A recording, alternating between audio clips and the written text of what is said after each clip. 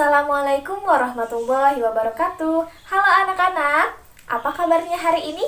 Mudah-mudahan kita semua selalu ada dalam keadaan sehat ya. Nah, untuk memulai kegiatan pembelajaran hari ini, kalian siapkan buku catatan kalian agar informasi yang akan Ibu sampaikan bisa kalian tulis atau bisa kalian catat di buku catatan kalian.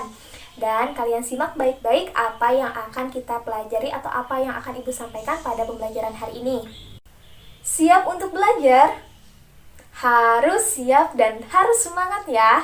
Nah, untuk pembelajaran kali ini kita melanjutkan pembelajaran yang telah kita lakukan pada pertemuan sebelumnya.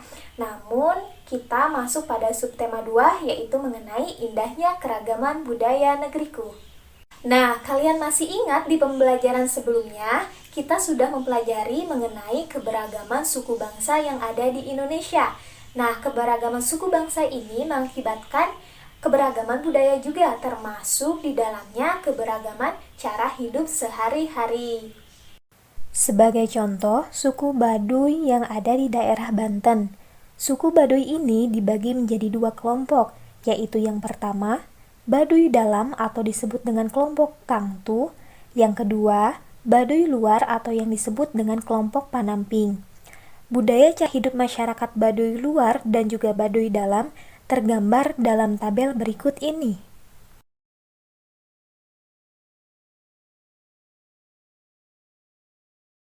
Nah, anak-anak, keragaman suku bangsa juga berpengaruh terhadap bentuk rumah adat. Rumah adat umumnya dibangun menyesuaikan kondisi bentang alam wilayah setempat. Keragaman bentuk rumah adat mencerminkan kemampuan nenek moyang kita pada zaman dahulu. Tidak hanya unik, bentuk rumah adat mengandung makna dan simbol tertentu. Semuanya disesuaikan adat istiadat tiap-tiap daerah. Coba perhatikan gambar rumah adat berikut ini. Ada yang tahu rumah adat daerah manakah itu? Iya, itu adalah rumah adat daerah Sumatera Barat, dinamakan Rumah Gadang. Coba perhatikan oleh kalian, bentuk atap rumah gadang seperti tanduk kerbau. Lengkung atap rumahnya sangat tajam seperti tanduk kerbau, dinamakan gonjong. Bentuk gonjong yang runcing diibaratkan sebagai harapan untuk mencapai Tuhan. Nah, badan rumah landai seperti badan kapal. Berikut disajikan gambar-gambar rumah adat di Indonesia. Nah, supaya kalian lebih mengenal lagi keberagaman rumah adat di Indonesia, kalian bisa lihat pada tabel halaman 65 di buku kalian ya. Selain dari keragaman rumah adat, perbedaan kondisi geografis wilayah Indonesia mendorong berkembangnya pakaian adat. Penduduk daerah biasanya mengenakan pakaian adat dalam peringatan peristiwa atau acara tertentu. Di beberapa daerah, pakaian adat dikelompokkan sesuai kedudukan atau status pemakaiannya dalam masyarakat. Nah, sekarang kalian coba perhatikan gambar pakaian adat berikut ini. Yang pertama, gambar pakaian adat daerah manakah ini? Ya, benar, ini adalah pakaian adat dari Maluku. Coba yang kedua, gambar pakaian adat dari daerah manakah ini? Ya, benar, ini adalah pakaian adat daerah Bali.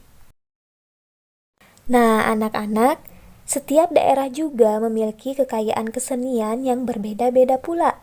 Kesenian daerah ditunjukkan dalam bentuk tarian, musik, lagu, upacara adat, dan seni pertunjukan. Nah, salah satu keragaman kesenian yaitu alat musik. Selain alat musik, ada juga seni tari.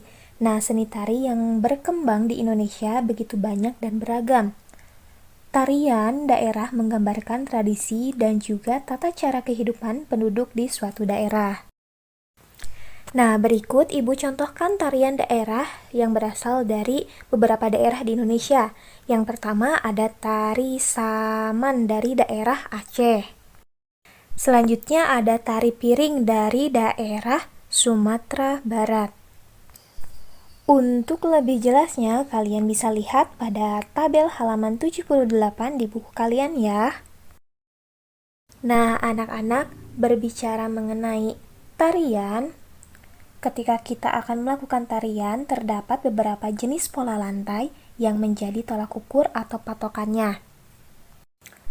Pola lantai tari merupakan garis-garis di lantai yang dilalui penari ketika melakukan gerak tari dari perpindahan tempat satu ke tempat lainnya. Pola lantai tari bisa dilakukan untuk penari tunggal, berpasangan, ataupun berkelompok.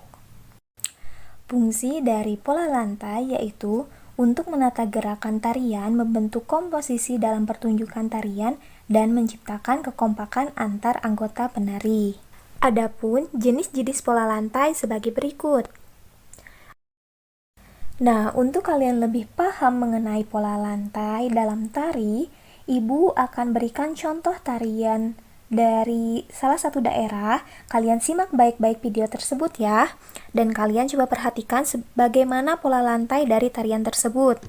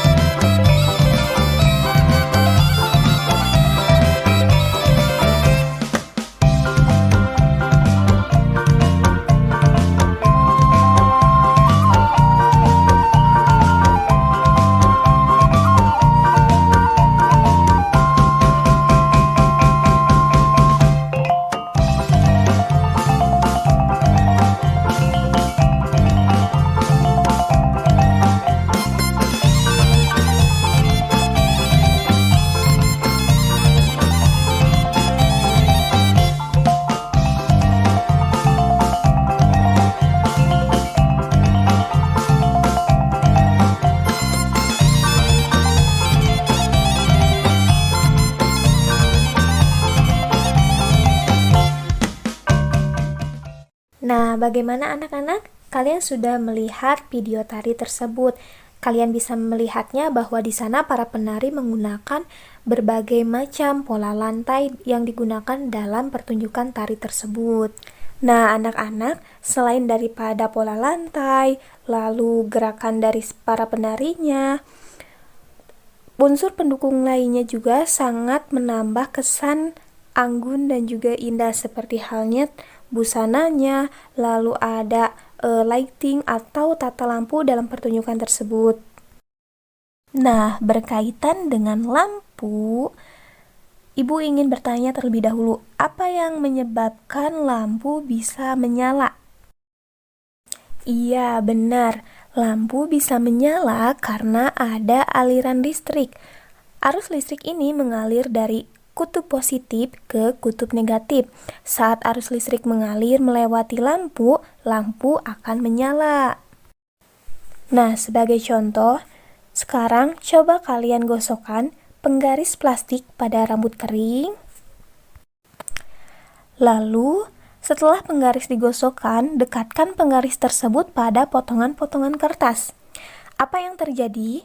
Potongan kertas tersebut akan tertarik oleh penggaris plastik. Mengapa bisa demikian? Nah, anak-anak, ternyata setiap benda netral mempunyai dua muatan, yaitu muatan positif atau proton dan muatan negatif atau elektron dalam jumlah yang sama. Nah, saat penggaris plastik digosok-gosokkan pada rambut kering, elektron dari rambut berpindah ke penggaris. Akibatnya, penggaris plastik kelebihan elektron dan menjadi bermuatan negatif. Ketika penggaris plastik bermuatan negatif didekatkan pada potongan-potongan kertas, muatan negatif pada kertas menjauhi penggaris. Sisi kertas yang dekat penggaris menjadi bermuatan positif, sehingga potongan-potongan kertas akan tertarik oleh penggaris plastik. Nah, tarik-menarik antara muatan pada penggaris plastik dan potongan kertas ini merupakan salah satu bentuk gaya listrik. Muatan listrik yang terkandung pada penggaris plastik setelah digosokkan pada rambut kering tidak mengalir, sehingga disebut listrik diam atau listrik statis. Jika ada listrik statis, ada pula listrik dinamis. Listrik dapat diamati dari kegiatan mematikan dan menyalakan lampu dengan menekan saklar. Nah, energi listrik dapat diubah menjadi energi lain. Saat arus listrik mengalir melewati bohlam, bohlam akan menyala. Energi listrik berubah menjadi energi cahaya. Saat arus listrik mengalir melewati motor di dalam kipas angin, motor akan berputar dan menggerakkan bilah-bilah kipas angin. Energi listrik ini diubah menjadi energi gerak. Saat arus listrik melewati elemen pemanas di dalam setrika, elemen akan menjadi panas. Energi listrik berubah menjadi energi panas. Nah, anak-anak, sampai di sini saja pembelajaran kita hari ini. Mudah-mudahan apa yang kita pelajari pada hari ini dapat bermanfaat untuk kehidupan kita semua. Kita berjumpa lagi pada pertemuan selanjutnya, tentunya dengan materi baru. Tetap jaga kesehatan, tetap memakai masker, jaga jarak, dan hindari kerumunan ya. Mudah-mudahan kita semua selalu diberikan kesehatan oleh Allah Subhanahu wa Ta'ala. Sampai jumpa dan terima kasih. Assalamualaikum warahmatullahi wabarakatuh.